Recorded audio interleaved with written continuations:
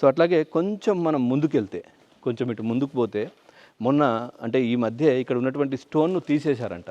So తీయడం వల్ల విష్ణుమూర్తి అవతారం ఇక్కడ పడుకొని, అంటే పడగల కింద పడుకున్నటువంటి విష్ణుమూర్తి అవతారం ఇక్కడ కనిపించేది అని చెప్తున్నారు. సో ఇక్కడ ఒక స్టోన్ ఉండేది, ఆ స్టోన్ ఇప్పుడు పక్కన పెట్టారు. సో ఇది పడగల కింద, ఇవి పడగలు.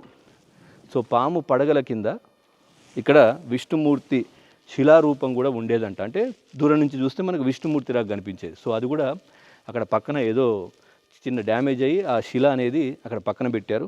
సో ఇక్కడ మనం చూడొచ్చు. సో అంటే ప్రకృతి ఏ విధంగా చెక్కింది శిల్పాలు అనే దానికి ప్రత్యక్ష నిదర్శనం ఇది అని కూడా చెప్పుకోవచ్చు. సో చూస్తున్నాం కదా, ఇదంతా కూడా మొత్తం పడగల కింద ఉన్నటువంటి శిలారూపం.